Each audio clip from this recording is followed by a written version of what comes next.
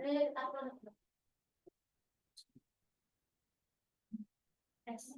tes, tes. Assalamualaikum warahmatullahi wabarakatuh. Waalaikumsalam warahmatullahi wabarakatuh. Selamat siang, salam sejahtera, Om Swastiastu, Namo Buddhaya, salam kebajikan, Rahayu. Apa kabar Bapak Ibu peserta webinar? Baik, Alhamdulillah, baik-baik. alhamdulillah. Alhamdulillah baik. Alhamdulillah, semoga kita semua selalu sehat dalam menjalankan segala aktivitas. Senang sekali saya Firman Hidayah dari SDN Sugiwaras dapat menemani Bapak Ibu sekalian selama kurang lebih 2 jam dalam webinar Komunitas Belajar SDN Sugiwaras. Berbagi praktik baik pembuatan batik tulis dengan topik pengenalan, praktik, dan kendala pembuatan batik tulis. Bapak Ibu sekalian, Komunitas Belajar SDN Sugiwaras telah mengadakan 2 kali webinar. Agar tidak ketinggalan, maka Bapak Ibu sekalian dapat mengikuti Komunitas Belajar SDN Sugiwaras dalam platform Merdeka Mengajar. Baik, para hadirin, izinkan saya menyapa keynote speaker dan narasumber pada webinar kali ini. Selamat siang Bapak Nayono MPD selaku Kepala SDN Sugiwaras dan Ketua K3S SD Kecamatan Candi. Selamat siang Bapak. Oke, selamat siang Bu. Sama-sama. Bagaimana kabarnya siang ini Bapak? Dalam? Bagaimana kabarnya? Baik-baik, alhamdulillah sehat-sehat. Salam sehat untuk rekan-rekan semua. Ya, alhamdulillah. Baik, selanjutnya selamat siang Ibu, Ibu alhamdulillah. Diana SPD selaku guru kelas SDN Sugiwaras.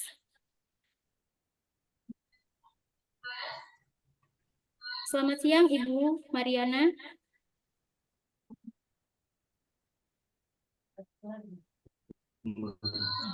Ya, sepertinya masih Firma. siang Ibu. Selamat siang Bu Firma. Bagaimana kabarnya Ibu? Sehat? Alhamdulillah sehat. Ya. Alhamdulillah. Ya, baiklah kita beralih ke narasumber kita kali ini. Selamat siang Ibu Lidiawati SPD. Selamat siang Bu Firma.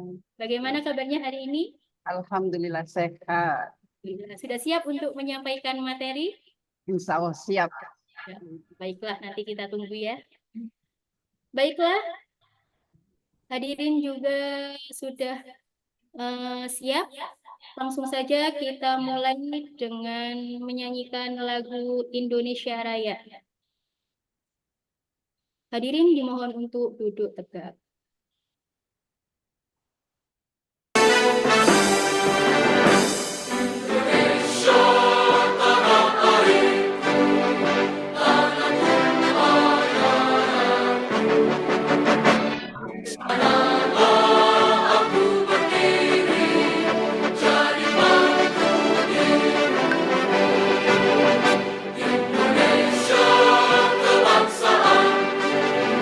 Bangsa yang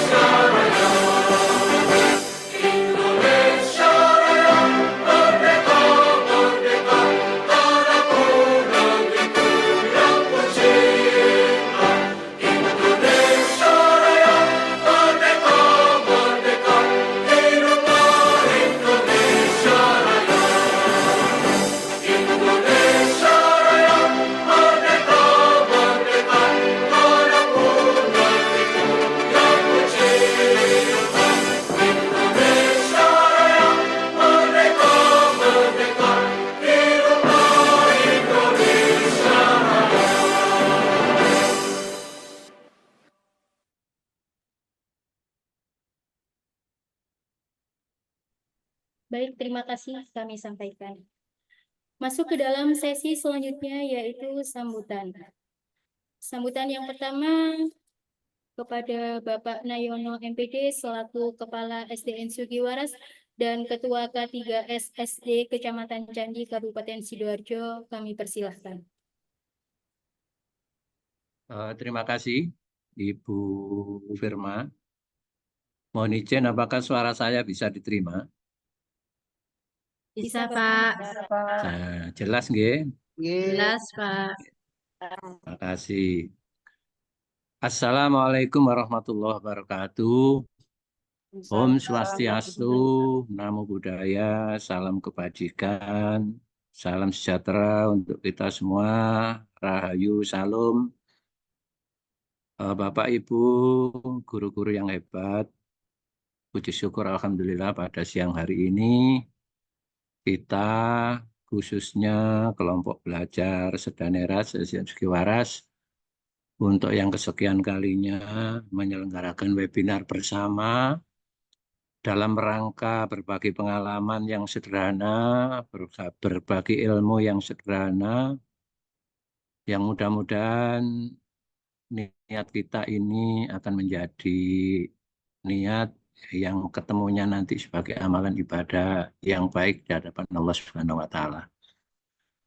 Bapak dan Ibu, sebelum saya mencoba untuk memberikan sepatah kata sambutan yang sekaligus sedikit khusus untuk komunitas belajar Sedaneras, izinkanlah kami pada kesempatan ini untuk sedikit memberikan pengarahan, karena kebetulan ini adalah tahun ajaran baru 2024-2025 yang saya juga ucapkan pada seluruh teman-teman guru hebat seluruh Indonesia, khususnya di kelompok belajar kita SDN Sugiwaras yang mungkin masih dalam tataran melaksanakan masa pengenalan lingkungan sekolah. Tetap jaga spirit, jaga semangat, jaga kebersamaan, berkolaborasi satu dengan yang lain. Insya Allah nanti satuan pendidikan yang kita tempati untuk mengabdi, untuk meneruskan cita-cita perjuangan bangsa ini menjadi tempat pendidikan yang baik untuk semuanya. Izinkanlah saya akan share dulu beberapa yang bisa saya lakukan di sini. Apakah sudah bisa dilihat share screen saya, Bu? Belum. Belum. Bentar ya. Cobanya dulu.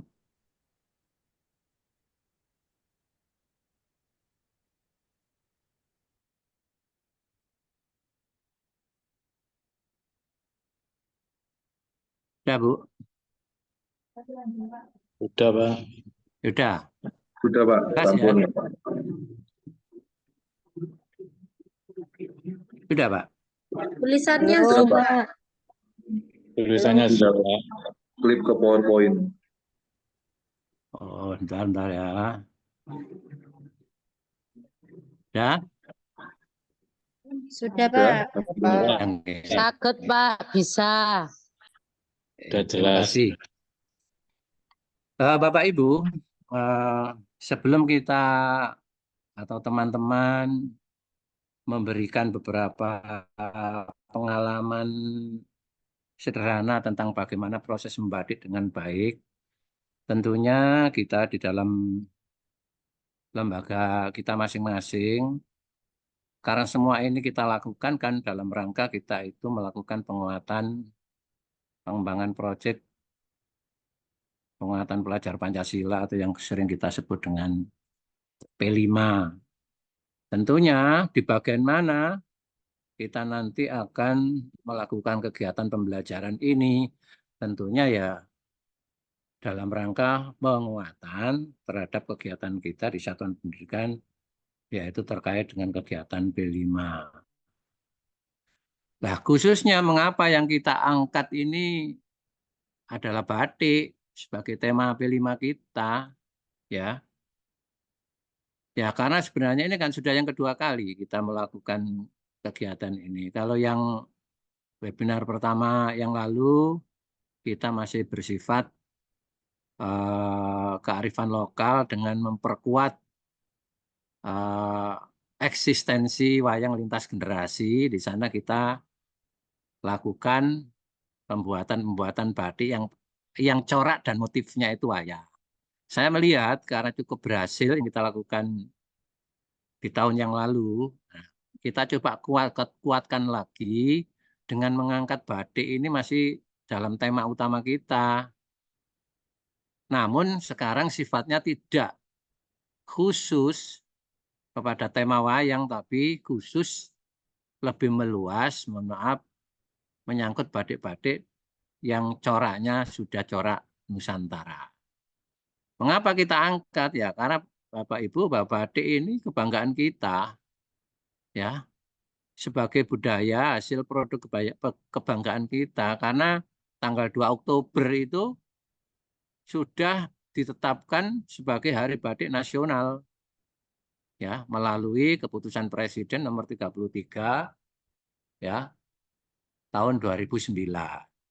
Nah, karena sudah ditetapkan ada batik nasional ini diperingati, ya tentunya kita angkat menjadi tema kita ini supaya lebih menggelora lagi lah batik itu. Karena yang kita hadapi itu kan anak-anak kita, generasi-generasi Z yang mungkin masih 27 tahun lagi nanti atau 20 tahun ke atas ya akan menjadi generasi-generasi yang menyambut era Indonesia emas di tahun 2025. Lah ini kalau tidak dikuatkan di anak-anak kita yang masih duduk di bangku sekolah dasar ini, ya kita khawatir karena kita ini berpacu dengan budaya-budaya asing, berpacu dengan budaya-budaya luar. Sehingga anak-anak kita kenal batik secara nasional itu seperti apa. Itulah maka kita angkat batik ini menjadi tema kita di Sedaneras ini untuk tahun ini P5 kita menggunakan batik ini. Nanti kita lihat di modulnya seperti apa. Nah, apalagi secara mendunia sudah mengglobal betul, secara internasional, UNESCO, ya, United Nations Education Culture Organization, ya, telah menetapkan batik itu sebagai warisan budaya tak benda yang dimiliki oleh Indonesia. Nah, ini sangat bangga sekali dengan batik ini. Itulah alasan kuat mengapa kita mencoba sekolah kita khususnya mengangkat untuk yang kedua kali, ya, batik ini menjadi tema P5 kita. Nanti prosesnya seperti apa akan saya coba di share screen berikutnya nanti akan kita coba. Nah, untuk teman-teman yang ada di luar komunitas kita, saya ucapkan selamat datang. Barangkali ini berbagi pengalaman yang baik nanti yang bisa mungkin dicoba untuk diterapkan di sekolahnya masing-masing. Nah, kalau kita bicara batik, Bapak dan Ibu, jangan lupa kita punya tokoh, ya, asal Surakarta, ya, ini sudah berusaha mengembangkan batik itu era Presiden Soekarno, ya, Bapak Guti Iswan ini, ya. Inilah yang dulu banyak berjasa untuk ngeruri dalam bahasa Jawa, membesarkan atau ya menciptakan jenis-jenis corak batik secara nasional. Nih, maka kita lanjutkan perjuangan beliau. Nah, mengapa sih saya sedikit refresh ya, Bapak dan Ibu?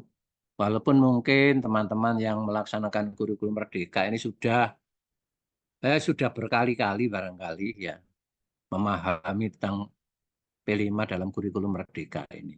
Saya sedikit refresh lagi. Ya karena kurikulum Merdeka itu agak beda dari kurikulum sebelumnya. Ya. Karena di dalam kurikulum Merdeka itu P5 ini menjadi ciri spesifik ya. Ciri khas yang kita peroleh, yang kita dapati di pengembangan kurikulum yang terdapat di dalam kurikulum Merdeka ini. Apa ya? Itu P5 itu sendiri ciri khasnya. Karena dengan P5 itu memberi ruang dan waktu untuk peserta didik mengembangkan kompetensi dan memperkuat karakter dan profil pelajar Pancasila. Ya. Tuh. Dan dalam P5 itu juga kita itu para bapak dan guru yang hebat ini dapat merencanakan proses pembelajaran proyek dengan tujuan akhir yang jelas. Ya. Tujuan akhirnya jelas. Ya. Bahkan di dalam proyek ini kan ada jam pelajaran tersendiri. Kalau kita lihat struktur kurikulum Merdeka itu 1 tahun paling tidak kita merencanakan proyek ini 36 JP. Ya, 36 JP. Yang di kurikulum-kurikulum sebelumnya memang tidak dikuatkan seperti itu. Mungkin di kurikulum 2013 ada pendidikan karakter. Tapi pendidikan karakter dalam menanamkan nilai-nilai karakter itu kan masuk mapel. Tanpa diberi jam khusus seperti sekarang. Kalau kurikulum Merdeka ini diberi jam khusus. Ya. Yang disebut dengan proyek. Nah itulah. Sehingga tujuan akhir kita ini jelas. Nah proyek penguatan profil pelajar Pancasila atau P5 merupakan upaya untuk mendorong tercapainya profil pelajar Pancasila dengan menggunakan paradigma baru melalui pembelajaran berbasis proyek. Lah, apakah dulu itu tidak ada pembelajaran berbasis proyek? Ada, tapi dalam bentuk metode pembelajaran project based learning. Nah, itu include dalam satuan mata pelajaran. Ya, nah, tapi sekarang tidak ada jam tersendiri. Ya. Makanya ketika kita membuat rancangan pembelajaran, ya harus memasukkan P5 ini dalam proyeknya.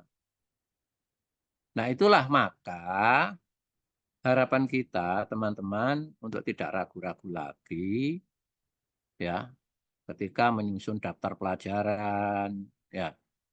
Itu jam proyek itu harus ada di situ tersendiri. Ya. 36 itu misalnya kalau itu bahasa Indonesia proyeknya berapa, ya matematika proyeknya berapa, agama proyeknya berapa, itu ada jamnya tersendiri. Nah, oleh karena itu, para bapak ibu guru yang hebat, saya ingin merefresh lagi, dirancang dengan baik P5 itu. Ya. Karena apa? Tujuan P5 salah satunya adalah membantu guru. Untuk apa? Untuk menumbuhkan kapasitas dan membangun karakter luhur siswa. Ya jelas itu nanti. Nah, supaya P5 itu pelaksanaannya baik, apa yang sekarang harus kita lakukan? Ya. Pertama ya memilih topik yang menarik, yang sesuai dengan minat peserta siswa, peserta didik. Pilih topik-topik apa yang ingin kita kembangkan nanti. Yang tentunya di masing-masing daerah, masing-masing satuan pendidikan akan berbeda-beda. Setelah topiknya dipilih, maka menentukan tujuan proyeknya yang jelas dan spesifik. Nah, kalau tujuannya dan proyeknya sudah jelas, maka disusun rencana proyeknya yang komprehensif. Ya, kegiatannya apa di situ, itu ada. Kemudian menyusun asesmennya, penilaiannya. Bagaimana bentuk penilaian yang kita rancang nanti. Ya, rapot-rapot P5-nya nanti bentuknya seperti apa, itu dirancang bersama-sama masing-masing satuan pendidikan. Yang mungkin bisa di setiap satuan pendidikan itu beda-beda. Itu sudah dirancang oleh satuan pendidikannya. Kegiatannya dirancang berbeda-beda. Asesmennya yang beda mungkin, kalau formatnya itu boleh sama. Tapi isi dari rapot P5-nya itu yang beda-beda nanti. Nanti di akhir kita beri kilasan sebentar. Yang kelima, menentukan sumber daya yang dibutuhkan. Tentunya kalau kita membuat P5 itu disesuaikan dengan kebutuhan dan kemampuan sekolah. Dan ini juga tidak sama, masing-masing sekolah punya perbedaan. Kemudian juga ditentukan waktunya. Jadi kalau lebih saya fokuskan nanti kita lihat ini. Nah, ini modul kita. Apa yang saya sampaikan di depan tadi. Proyek kelas 1 ini misalnya ya. Semester 1, ada semester 2. Karena sesungguhnya di dalam 1 tahun ajaran itu 36 jam pelajaran itu bisa kita bagi jadi 2. Ya, bisa 18 di semester 1, bisa 18 di semester 2. Tergantung tema bentuk kegiatan yang kita lakukan mana yang lebih banyak membutuhkan jamnya. Misalnya kita ambil contoh di SDN Sugiwaras, tahun ini sudah kita tentukan Bapak dan Ibu tetap menggunakan kearifan lokal. Ya. Topiknya eksistensi kerajinan batik Nusantara. Ini yang kita garap ke depan nanti. Kalau kemarin kan eksistensi wayang, budaya wayang lintas generasi. Dan saya juga terima kasih luar biasa itu. Anak-anak kelas 1 bisa membuat wayang dari kertas, ya macam-macam itu. Itu saya ucapkan terima kasih untuk teman-teman. Ya, tapi untuk ke depan topik kita eksistensi kerajinan batik Nusantara. Bentuk kegiatannya nanti kelas 1 mengenal nama dan motif batik berbagai daerah. Mewarnai gambar motif batik Nusantara yang dipilih. Itu semester 1. Semester 2 membuat mosaik dari kain kertas. Nah, kira-kira begitu nanti ya untuk kelas 1. Mohon maaf ini mungkin saya anggap sama aja ya. Kelas 1 dan kelas 2 ini mungkin sama. Tapi kali nanti kalau teman-teman masing-masing guru kelas 2 ingin Pak agak ditingkatkan Pak bentuk kegiatannya dan pengembangannya, monggo silakan nanti usul ke saya. Ya. Nah, sasaran nilai profilnya apa? Dimensinya mandiri. Elemennya kesadaran diri menghargai budaya orang lain. Subelemennya apa? Tanggung jawab, pengembangan diri. Nah, memupuk rasa estetis atau keindahan. Nah, supaya tidak terlalu lama, saya singgung sebentar aja. Nah, di sasaran nilai profil ini loh nanti, ketika panjenengan Bapak Ibu, guru-guru yang hebat, membuat rapot P5, ya diambil dari sini. Dimensinya diambil dari modul yang sudah kita rancang ini. Ya, kira-kira semacam itu. Nah, karena kita ini mencoba proyek ini menjadi satu kesatuan yang tidak terpisah dengan kelas 2, 3, 4, 5, dan 6, maka modul ini kita rancang dengan tema yang sama, dengan topik yang sama, mulai kelas 1 sampai dengan kelas 6. Tapi kegiatannya yang berbeda-beda. Ya, kegiatannya berbeda-beda. Kita coba sekarang, kelas 4. Ya, biar tidak terlalu lama. Kelas 4 proyek pertama semester 1. Ya, bentuk kegiatannya apa? Kalau tema dan topik karena kita sepakati sudah sama ya. Sudah sama ini. Maka bentuk kegiatannya. Kalau kelas 4 semester 1 membuat pola motif batik pada kain perca. Ya. Jadi mungkin nanti ada motif-motif batik di kain perca itu diguntingi, ditempelkan pada kain-kain atau apa itu tolong dikembangkan. Jadi tolong untuk dikembangkan nanti. Ya, ini di kegiatan proyek 1 atau semester 1. Nah, berikutnya dikembangkan lagi untuk di proyek 2 atau semester 2 kelas 4 membuat karya kerajinan tangan bertemakan batik, membuat masker, membuat dompet kecil.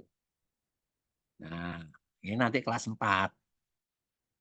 Dompet kecil diambil dari mana? Diambil dari pola motif-motif yang dibuat kain-kain perca, kain-kain sisa-sisa pada pertama, di semester pertama setelah ditempel-tempeli batik atau apa, kain-kain itu, kemudian dibuat dompetnya atau maskernya.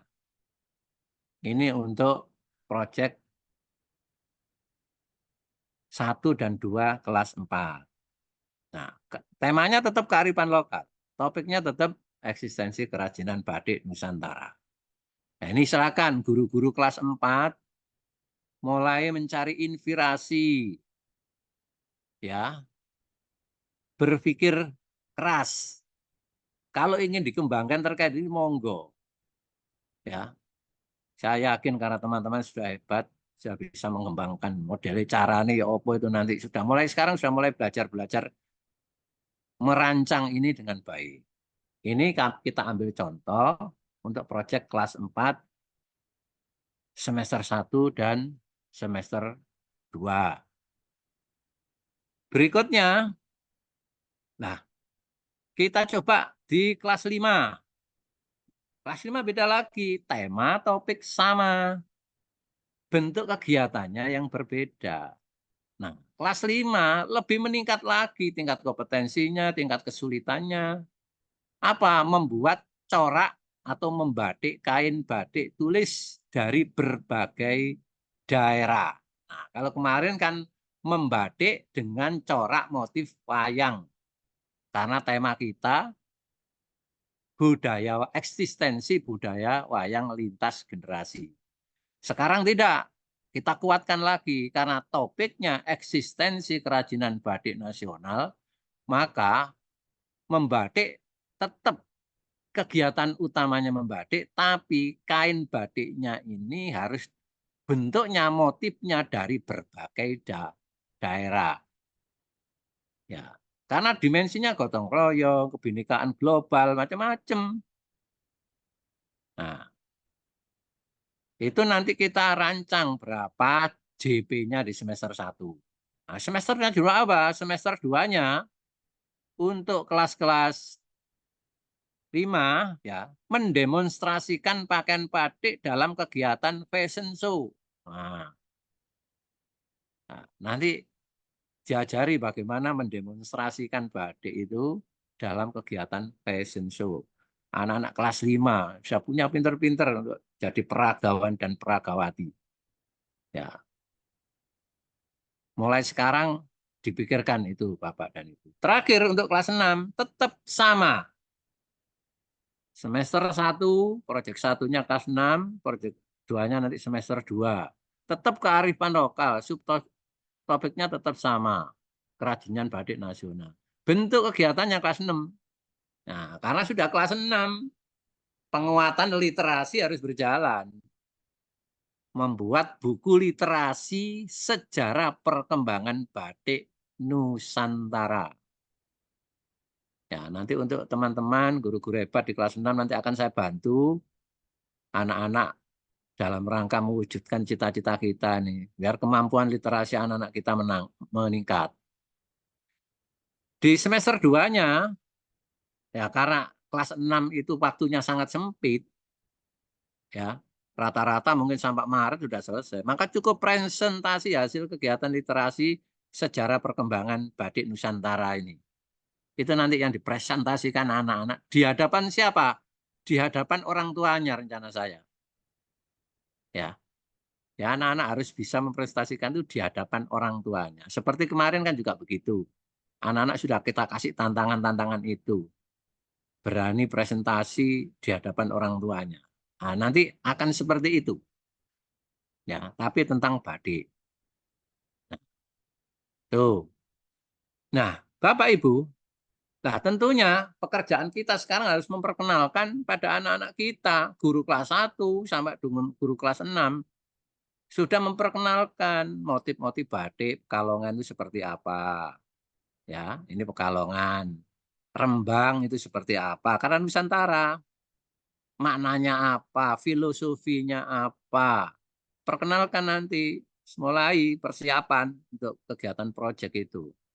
Batik Cirebon itu seperti apa? Megamendung itu filosofinya apa ya? Singabareng itu filosofinya apa? Cari batik Solo, ya, Parangkusumo, Sidomukti dan macam-macam. Ya, Semuanya batik-batik yang bertemakan Nusantara ini tolong nanti sudah mulai dipikirkan. Banyak sekali nih Pak dan Ibu. Sehingga anak-anak batik nanti pilihannya sing iso sing pundi. Nah, ya, saya lewati aja karena waktunya sangat terbatas. Ya. Nah, nanti dari rapot yang panjenengan buat itu sudah saya katakan tadi ya, rapotnya P5 itu dari mana? Ya bersumber dari modul yang kita buat tadi. Ya, tadi kan ada nilai profil yang diharapkan di kolom tadi itu. Ya itu nanti diambil di sini kemudian dibuat penilaian rapot P5-nya. Kalau itu penilaian yang terkait dengan karakter bisa dinyatakan dengan secara kualitatif seperti ini. Ya. Misalnya kebinekaan global, sub elemennya apa? Ini nanti kan dilihat di modul yang kita rancang tadi. Oh, belum berkembang, mulai berkembang sesuai harapan, sangat berkembang. Kalau tadi ada bernalar kritis elemennya, sama ini secara kualitatif. Bagaimana dengan produknya? Ya, kalau itu terkait dengan berupa produk bisa dinilai secara kualitatif, maaf ya. Jadi ini bukan kuantitatif, ini kualitatif. Bisa menggunakan angka-angka. Ya, kira-kira begitu. Ya, Bapak Ibu. Nah, ini kualitatif.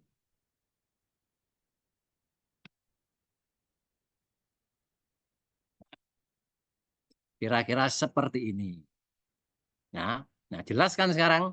Jadi kalau kita ini merancang membuat batik, dasarnya apa? Modul kita sudah direncanakan dengan baik. Ya, jadi tidak boleh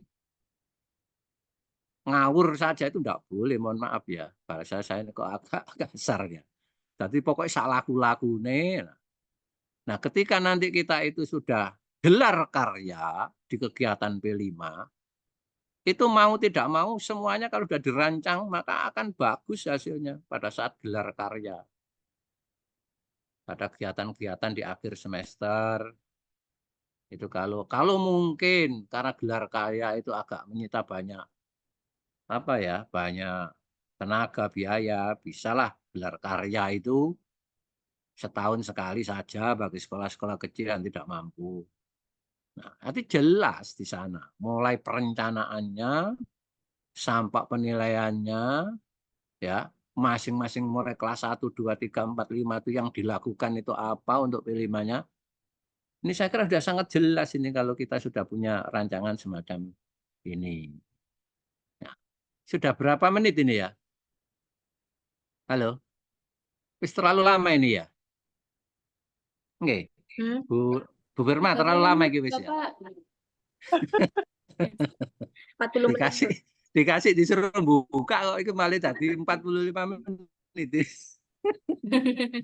Saya kira cukup itu saja Bapak dan Ibu ya. Ini sekedar saling merefresh, mengingatkan pada kita semua.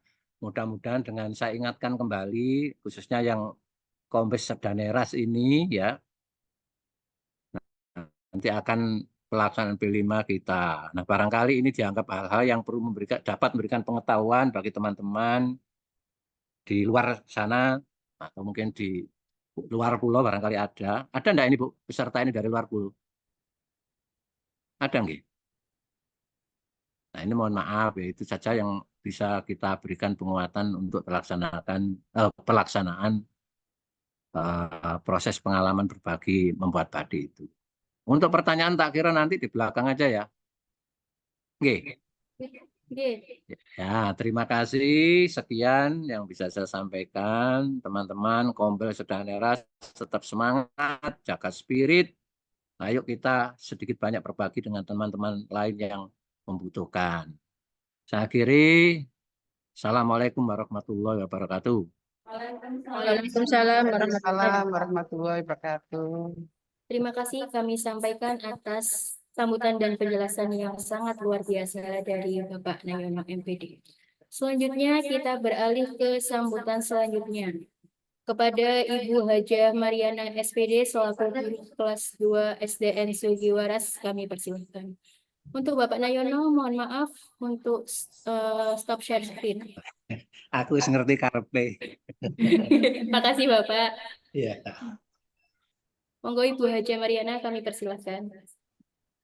Assalamualaikum warahmatullahi wabarakatuh.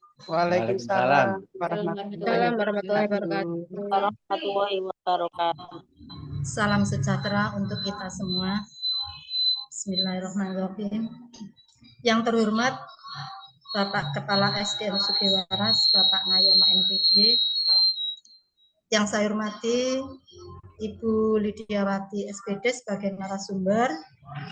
Yang saya hormati Ibu Citra Ulansari SPD sebagai host. Dan yang saya hormati Ibu Firma Nur Hidayah SPD sebagai moderator. Serta saya ucapkan selamat siang, selamat datang, dan selamat bergabung pada para peserta webinar yang saya hormati. Alhamdulillah tadi sudah diterangkan secara gamblang oleh Bapak Kepala SDN Sugiwaras tentang penyusunan modul sampai pengerjaan atau penulisan di rapor. Alhamdulillah acara webinar ini sudah lama kita tunggu-tunggu dan akhirnya tibalah saatnya pada saat ini. Saya selaku guru senior di SD ini dan saya ini adalah satu angkatan, satu leteng dengan Bapak Nayono sebagai kepala sekolah. Sebagai pembuka sambutan di webinar ini, saya sangat senang dan bangga melihat antusias yang begitu besar dari para peserta pada siang hari ini. Acara ini dirancang dengan baik untuk memberikan wawasan dan pengetahuan yang mudah-mudahan berguna bagi kita semua sebagai pendidik. Nah, webinar pada siang hari ini mengambil tema berbagi praktek pembelajaran pembuatan batik. Saya sangat yakin bahwa setiap sesi dalam acara ini nanti akan memberikan nilai tambah dan inspirasi bagi kita semua. Melalui diskusi yang interaktif ini dan berbagi materi yang disajikan, diharapkan kita semua dapat memperoleh pemahaman yang mendalam akan peran karakter dalam menghadapi tantangan era digitalisasi. Pada kesempatan ini, saya mengajak kepada peserta webinar untuk memanfaatkan kesempatan ini dengan sebaik-baiknya. Jangan ragu-ragu untuk bertanya, berbagi, dan berdiskusi dalam setiap sesi agar kita semua dapat memperoleh pemahaman yang mendalam dan relevan. Semoga acara ini nanti dapat memberikan manfaat yang besar bagi kita semua dan bisa diajarkan kepada anak didik kita di sekolah masing-masing. Pada kesempatan siang hari ini, izinkanlah saya menyampaikan sedikit bahasan tentang batik di Indonesia. Indonesia memiliki warisan budaya yang sangat berharga. Salah satunya warisan kita yaitu batik melestarikan. Batik karena merupakan hasil seni dari para leluhur bangsa dan sampai sekarang memiliki beragam motif. Corak ragam batik yang menggambarkan makna dan filosofi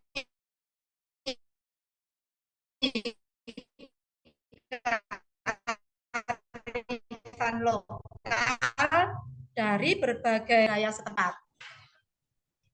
Tak dapat dipungkiri bahwa apabila hari ini banyak orang yang merasa bangga, terutama kita para pendidik pada kesempatan ini memakai batik, dan batik tidak hanya dipakai kalangan usia tua, tetapi sekarang batik juga dipakai oleh generasi muda atau para pemuda. Batik memang menjadi identitas yang perlu digali dan dikembangkan dalam pribadi masyarakat Indonesia. Tradisi batik pada mulanya merupakan tradisi yang turun-temurun yang dilakukan oleh perempuan-perempuan Jawa pada masa lampau. Sehingga kadangkala suatu motif dapat dikenali berasal dari batik keluarga tertentu. Beberapa motif batik yang tadi sudah ditunjukkan oleh Bapak Kepala Sekolah, nah, status pemakaiannya itu hanya dipakai oleh keluarga keraton pada zaman dulu, terutama keraton Yogyakarta dan Surakarta. Batik yang semula hanya ada di Jawa, khususnya di Jawa Tengah, kemudian berkembang ke daerah-daerah lain di Indonesia. Nah, setiap daerah memiliki ciri khas sendiri-sendiri. Ini merupakan bentuk cerminan bangsa ini bahwa setiap daerah memiliki kebudayaan yang berbeda. Belajar dari batik, kita dapat memahami bahwa setiap daerah memiliki kekhasannya sendiri. Tetapi dengan batik ini kita dapat dipersatukan menjadi satu negara kesatuan Republik Indonesia. Seperti halnya batik Sidoarjo memiliki corak motif yaitu udang dan bandeng, menjadi pakem batik khas Sidoarjo. Karena Sidoarjo adalah kota yang terkenal penghasil udang dan bandeng. Batik telah tumbuh bersama tumbuhnya negeri ini menuju peradaban yang baru. Batik sebagai salah satu warisan budaya nenek moyang Indonesia berhasil tumbuh, berkembang, dan tidak tersisihkan dengan arus globalisasi mode dunia. Bahkan batik mampu menjadi tren berbusana untuk masyarakat lokal maupun dunia. Walaupun saat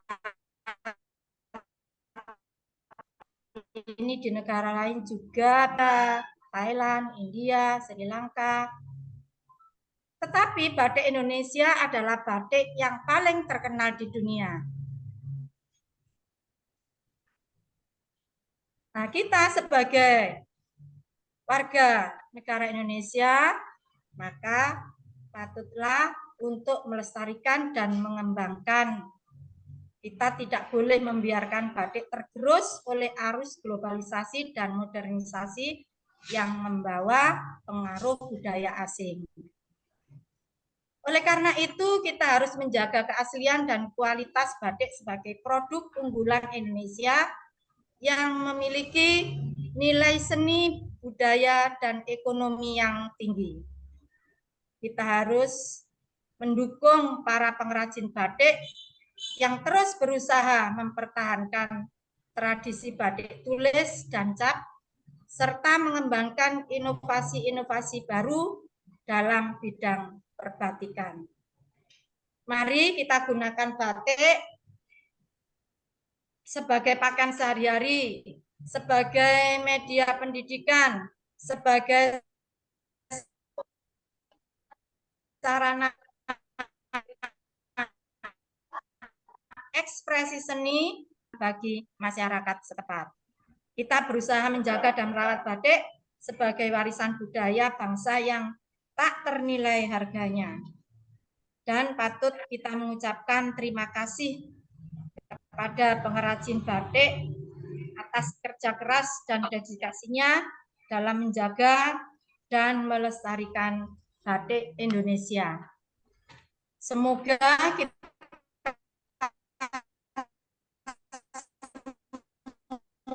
dapat terus bangsa. Salah satu cara untuk melestarikan dan mengembangkan batik adalah dengan melibatkan generasi muda. Salah satunya generasi muda adalah anak didik kita yang perlu nanti kita bina untuk bisa membuat batik. Nah, untuk lebih jelasnya nanti cara pembuatan batik akan disampaikan oleh Ibu narasumber kita, yaitu Ibu Lidiawati S. Lebih jelasnya nanti akan disampaikan oleh Ibu Lidiawati SPD. Kami ucapkan selamat mengikuti acara dengan penuh semangat dan antusias. Saya ucapkan terima kasih. Wassalamualaikum warahmatullahi wabarakatuh. Assalamualaikum warahmatullahi wabarakatuh. Waalaikumsalam warahmatullahi wabarakatuh. Terima kasih kami sampaikan kepada Ibu Hajah Mariana. Jadi mari kita tetap lestarikan batik dalam negeri meski di era globalisasi dan tren masa kini. Baiklah para hadirin, inilah saat yang kita tunggu-tunggu, yaitu sesi penyampaian materi oleh narasumber kita, salah satu guru yang berhasil membuat batik tulis beserta anak didiknya. Mari kita persilahkan Ibu Lidiawati SPD. Terima kasih atas waktunya, Bu Firma. Bismillahirrahmanirrahim. Assalamualaikum warahmatullahi wabarakatuh. Waalaikumsalam warahmatullahi wabarakatuh. Selamat siang, salam sejahtera bagi kita semua. Yang terhormat Bapak Nayono MPD selaku Bapak Kepala SDN Sugiwaras dan Ketua K3S Kecamatan Candi.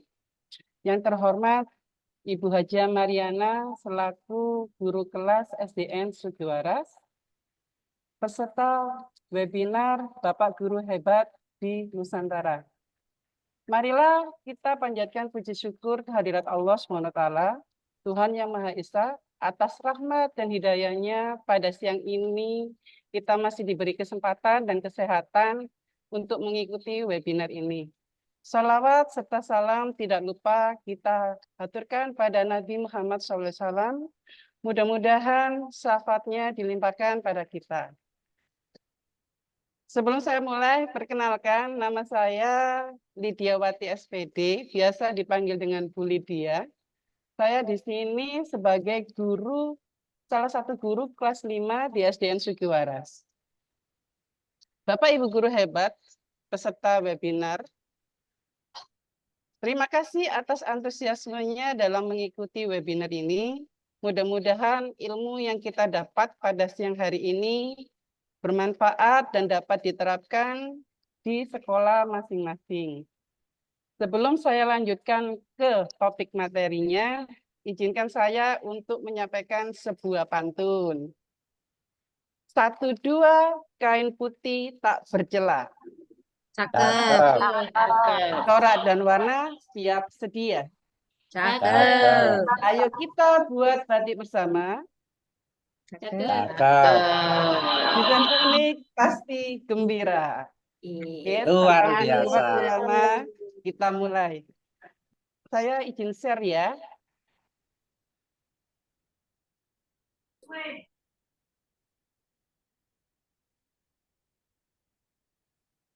Sudah terlihat? Sudah, Ibu. Sudah. Oke.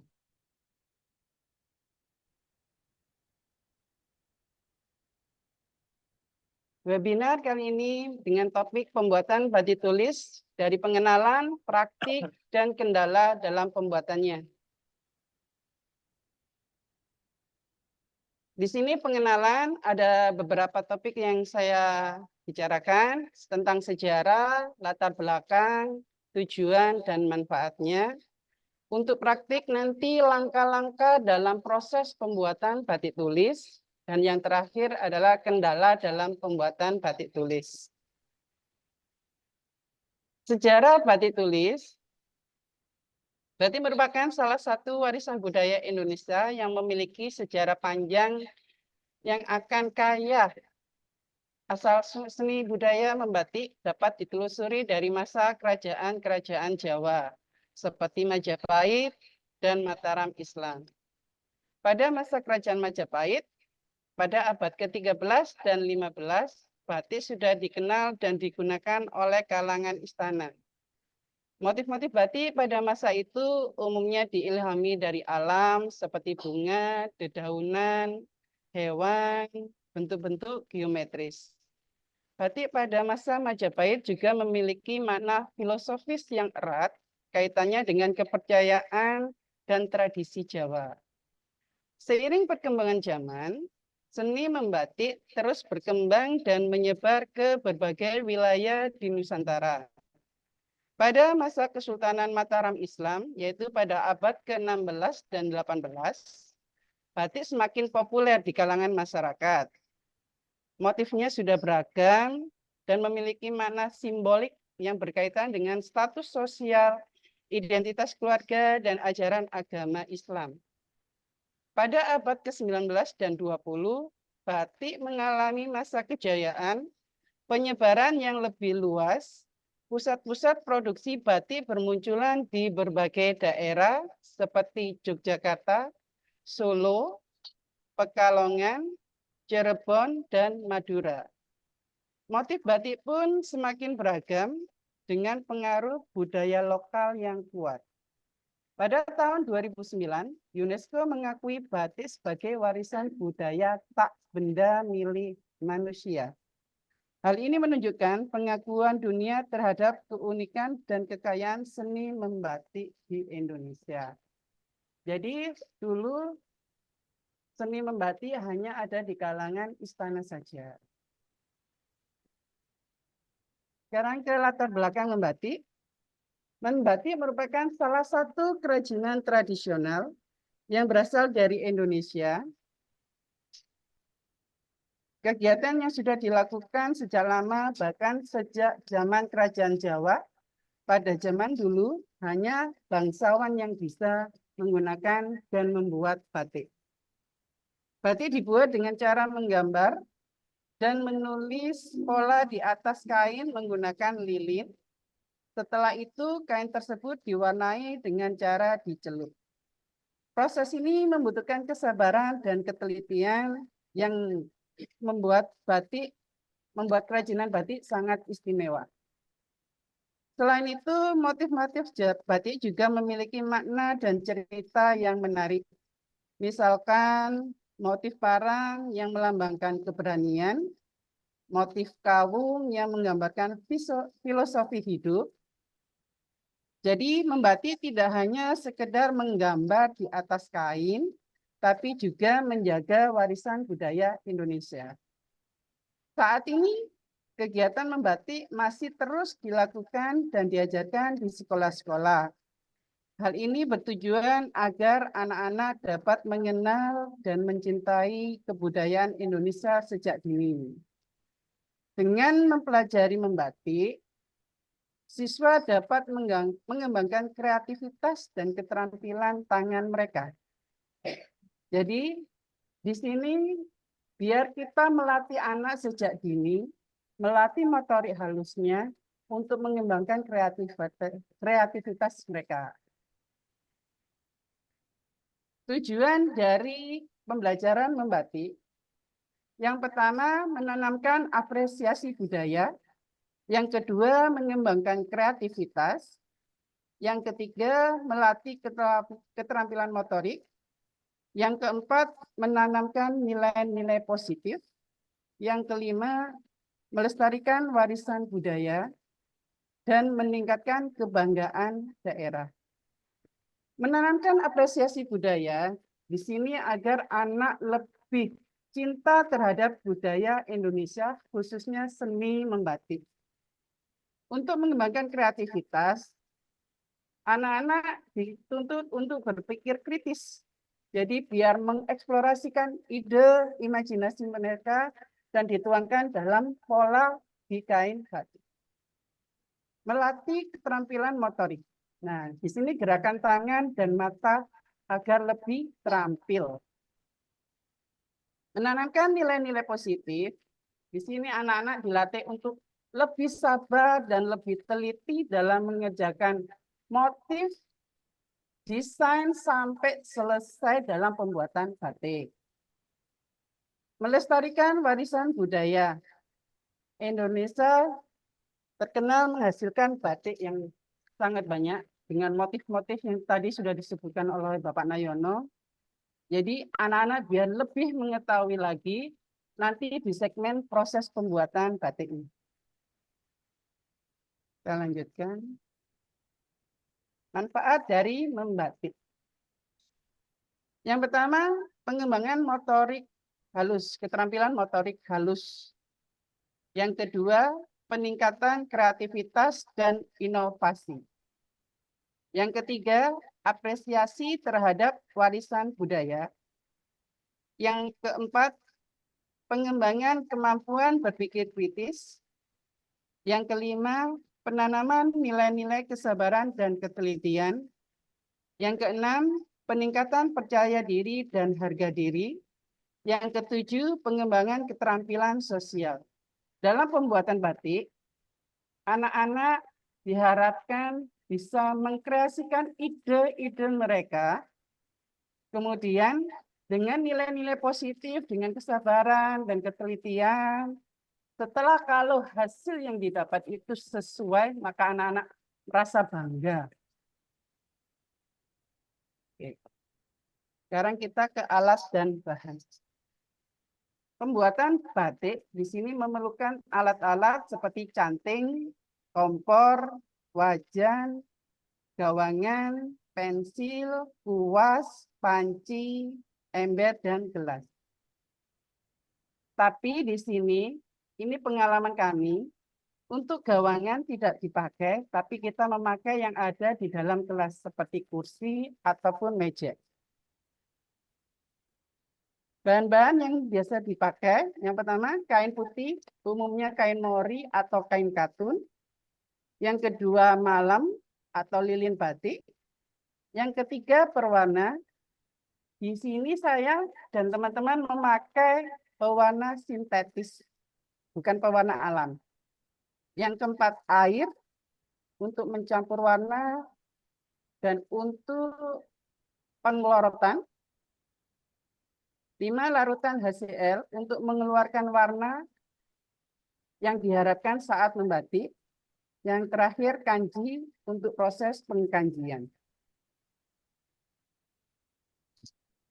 Sebelum ke proses membatik, pembuatan batik tulis ini kita sesuaikan dengan mapel seni budaya, yaitu dengan topik mengenal pola ragam hias dari berbagai daerah di Indonesia. Jadi anak-anak selain mengenal pola-pola, untuk lebih memantapkan pengenalan mereka, kita apresiasikan dengan menerapkan ke dalam pembuatan batik. Apakah saya terlalu cepat Ibu, Bapak?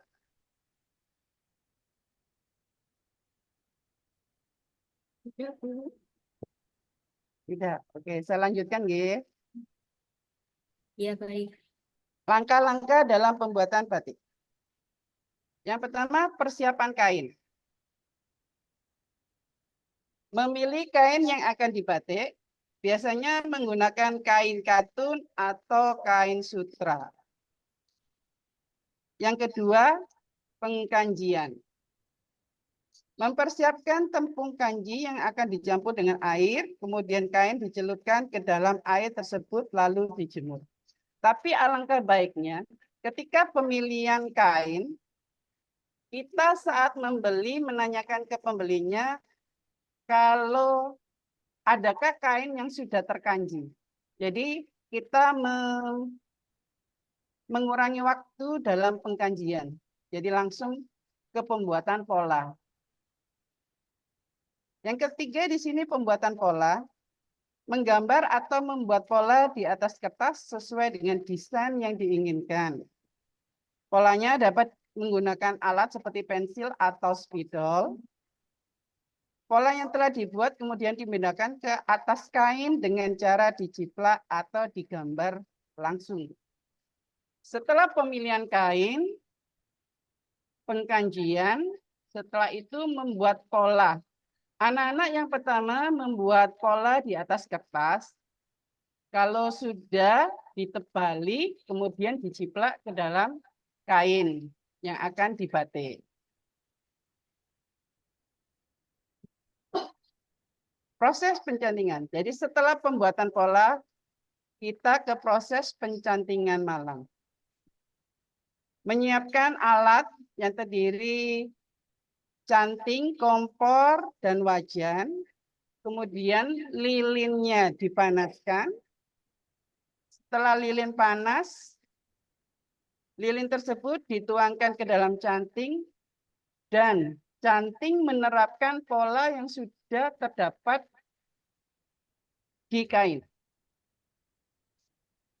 Jadi harus benar-benar malamnya harus tembus dari kain depan sampai kain belakang. Karena nanti berpengaruh pada pewarnaan.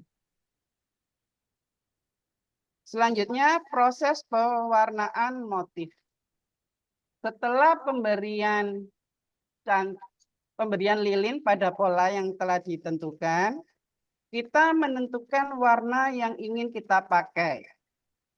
Bisa warna dasar, biru, merah, hijau, kuning. Terserah keinginan anak-anak ingin warna yang seperti apa. Kemudian warna yang telah ditentukan dilarutkan ke dalam air yang diletakkan di gelas-gelas. Kemudian untuk pemberian warna pada kain kita menggunakan kuas. Jadi bukan menggunakan canting lagi, tapi ke kuas. Setelah dikasih warna kainnya dibiarkan kering, diangin-anginkan saja, nggak usah terlalu panas. Lalu kita ke proses blok dengan lilin. Setelah anak-anak memberikan warna pada motif, warna tersebut kering, kemudian warna tersebut diblok dengan lilin lagi. Seperti gambar di samping itu ya. Tapi sebelum diblok warna dengan lilin, kita menyiapkan larutan kanji yang kedua. Menyiapkan kuas yang akan dipakai, memanaskan lilin, kemudian mengusapkan kuas, dan kemudian kita mengeblok warna tersebut dengan lilin. Selanjutnya, proses blok warna dasar kain. Setelah semua motif sudah diwarnai, kemudian kita ke blok warna dasar kain. Di sini melarutkan pewarna dalam air yang diletakkan dalam ember, mencelupkan ke dalam larutan pewarna secara berulang hingga warna yang diinginkan. Kemudian kita siapkan larutan HCl, kemudian dicelupkan kain tersebut, lalu dibilas dan dikeringkan. Seperti ini contohnya Bapak Ibu.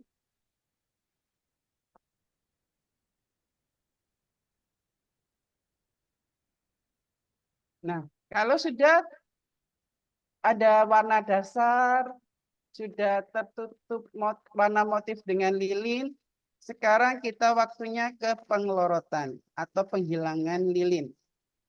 Kita siapkan panci yang ada airnya, kemudian direbus sampai mendidih. Kalau nggak pingin pancinya terkena lilin karena lilinnya sulit dihilangkan, kita tuangkan air mendidih tersebut ke dalam ember yang akan digunakan. Kemudian rendam kain, diangkat, dicelupkan seperti itu. kemudian dibilas dengan air yang mengalir dan dikeringkan. Finishingnya melakukan perbaikan atau penambahan pola atau warna jika diperlukan, menyetrika kain batik untuk mendapatkan hasil yang rapi dan halus.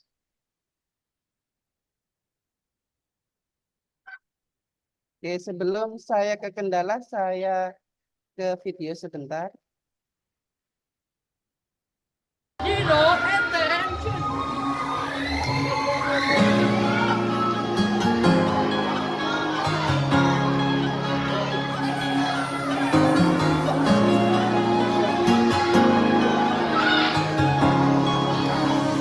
Mas.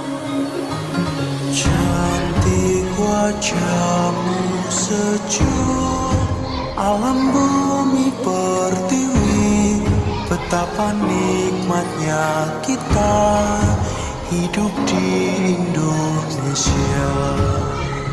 Ini proses CCR. Ramah senyum mengembang, indah untuk dipandang. Indonesia berdendang, negeriku yang ku sayang. Negeriku, ramah senyummu di setiap hari menyambut aroma wangi budaya, semarakkan negeriku, keberagaman agama semakin indah pesona.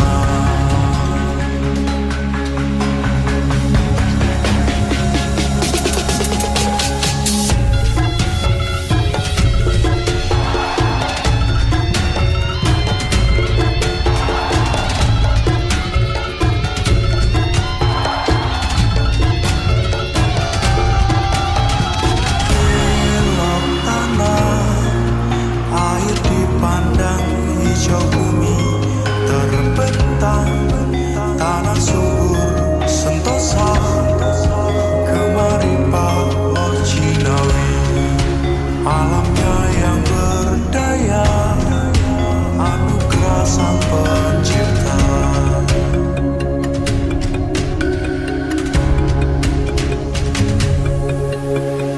Indonesia, negeri kaya cerita, Pancasila membuat bahagia, Bhinneka Tunggal Ika yang kaya warna, meskipun berbeda tetaplah Indonesia.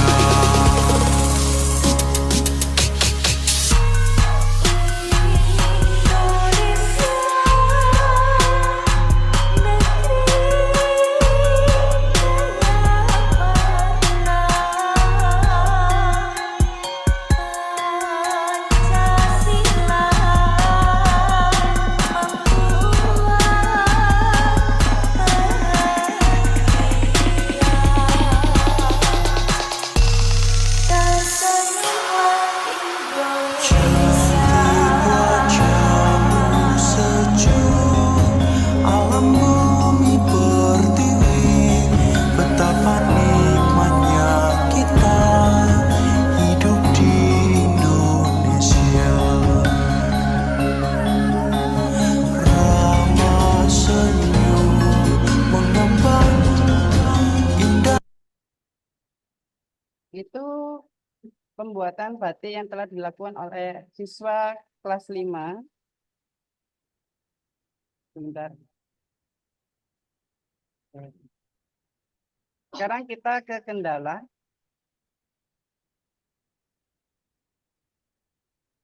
Oke. Sebentar itu.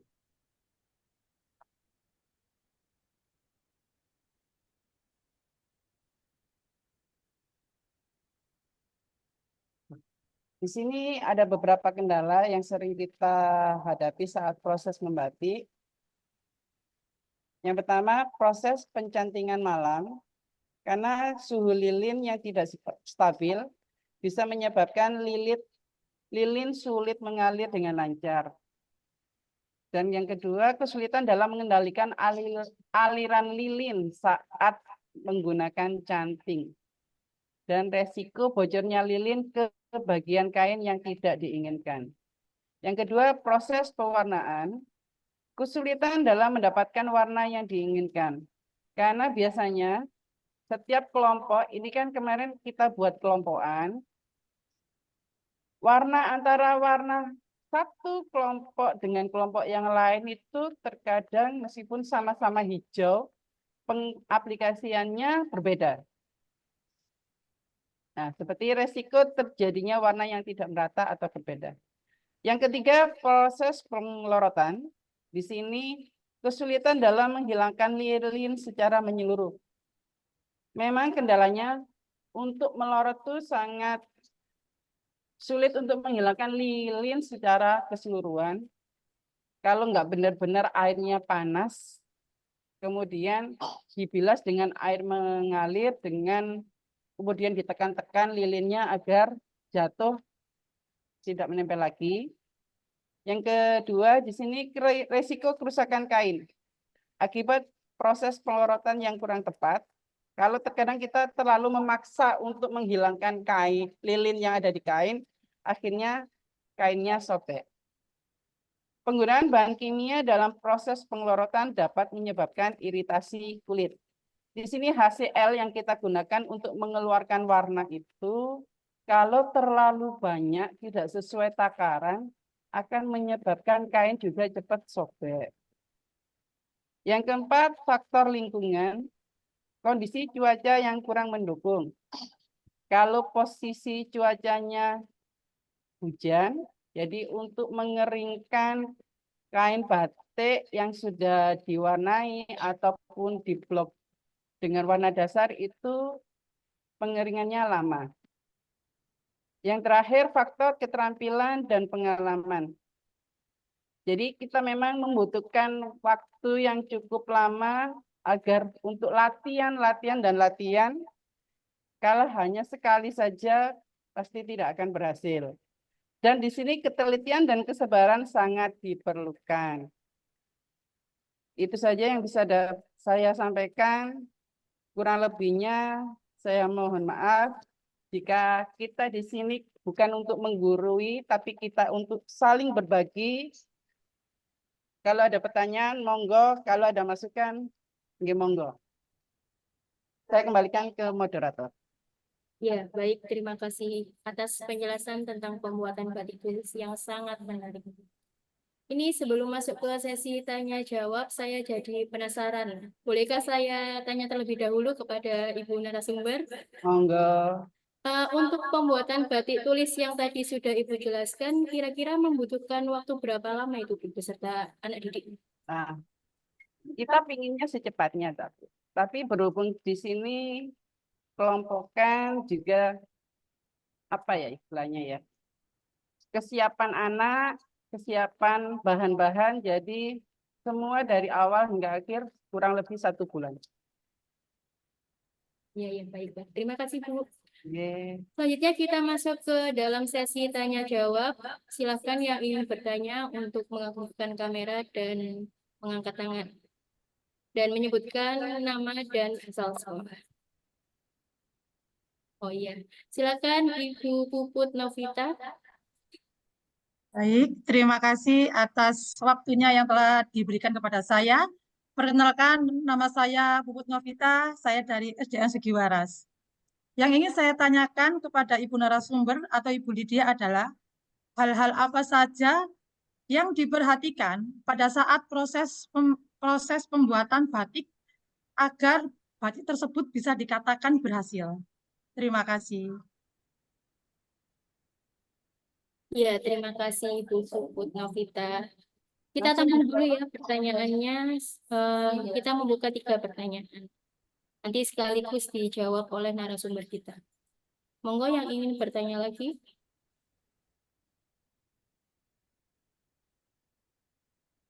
Ibu Mbak tanggal.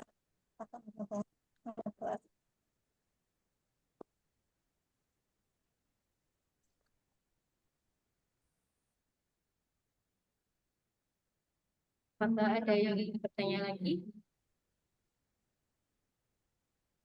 Sambil nunggu, Bu Firma, boleh saya jawab sekarang? Oh iya, siap. Langsung saja dijawab ya, Ibu. Hal-hal yang harus diperhatikan ketika kita ingin pembuatan batik berhasil. Jadi step-step yang harus dari 1 sampai 8 itu memang harus benar-benar dibutuhkan ketelitian. Jadi nggak boleh sampai terlewat 1 aja gitu, nggak bisa. Misalkan di sini ada pembuatan pola, kemudian pengeblokan warna, itu kita kan menggunakan hasil untuk mengeluarkan warna. Setelah diblok, kita kan agar warna yang telah diblok tersebut keluar, itu kita perlu menggunakan HCl yang sesuai takaran ya. Tapi kalau kita tidak menggunakan tersebut dan lupa untuk tidak mengelorot warnanya, pasti tidak akan keluar. Dan pembuatan HCl pun tidak langsung sesuai terserah kita gitu ya, tapi ada ukurannya. Jadi memang step-stepnya itu harus diurutkan dan dibutuhkan ketelitian. Seperti itu. Baik, bagaimana Ibu Puput? Sudah terjawab ya? Baik, Bu Lydia, terima kasih jawabannya sangat luar biasa. Terima kasih.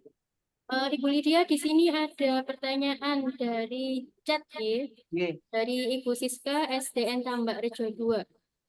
Mohon maaf Ibu, fungsi pengkajian tadi untuk apa Ibu? Mungkin bisa langsung dijawab oleh Ibu Lydia. Proses pengkajian yang pertama itu untuk memudahkan ketika kita akan mengklorot lilinnya. Jadi kalau tidak ada proses pengkajian, pengklorotan itu lebih sulit. Seperti itu. Jadi untuk memudahkan pelorotan Iya. tadi Ibu. Jadi perlu pengkajian. Iya, sih. Nah, pengkajian memang tadi saya sebutkan ada 2, tapi di awal lebih baik kalau kita beli kain yang sudah dikanji dulu, dan mungkin di tahap yang mau terakhir itu baru dikanji lagi. Jadi ada 2 tahap pengkanjian. Ya, baik Ibu. Sudah terjawab, mungkin ada satu pertanyaan lagi sebelum kita akhiri webinar kali ini. Oh iya, baik. Ada Ibu Nuril Jamila. Monggo Ibu.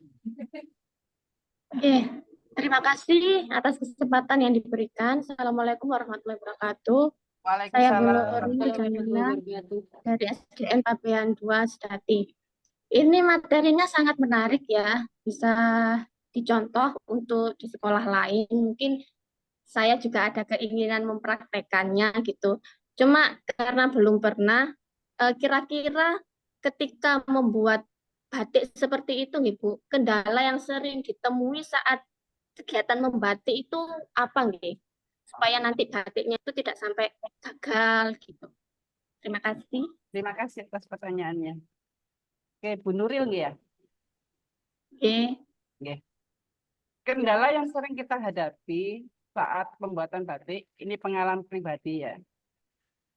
Suhu lilin sama anak-anak waktu pemegangan canting itu kan memang belum terbiasa.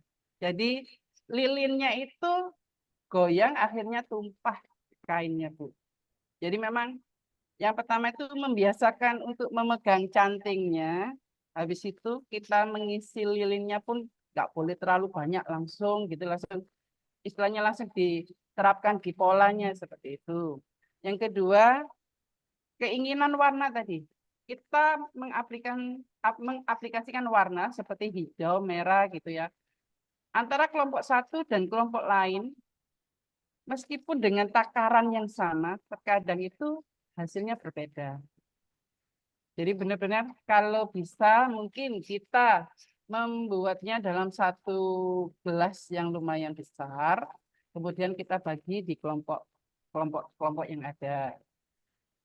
Dan yang ketiga di sini menghilangkan saat pengelorotan lilin itu.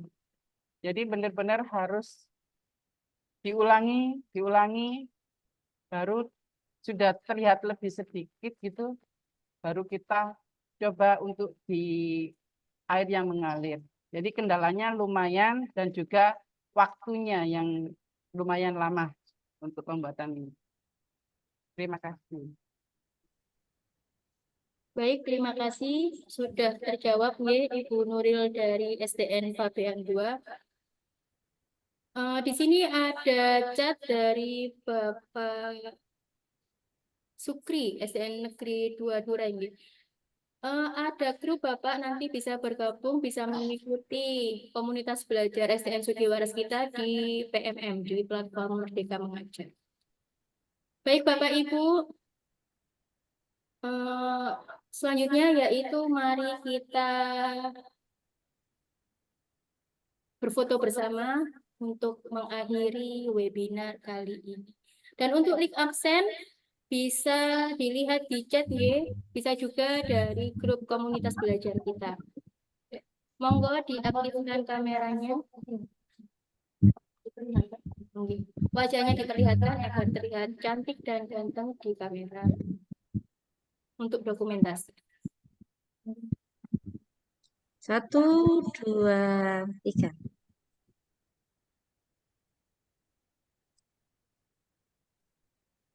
Oke. Satu lagi. 1, 2, 3.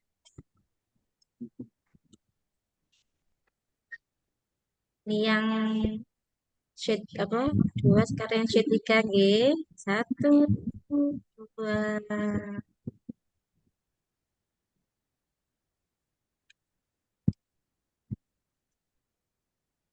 Terima kasih. Ya.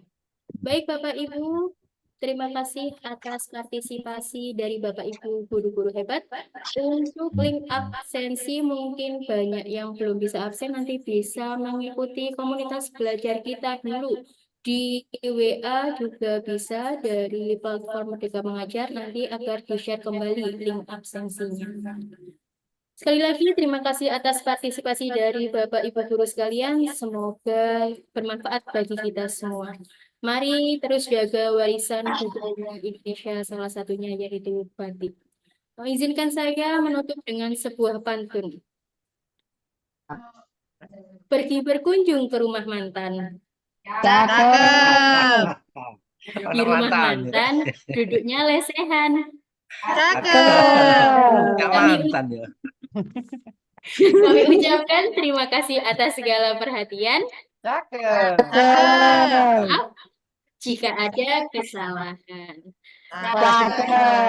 Sampai jumpa kembali dalam webinar komunitas belajar SDN Sugiwaras di episode berikutnya.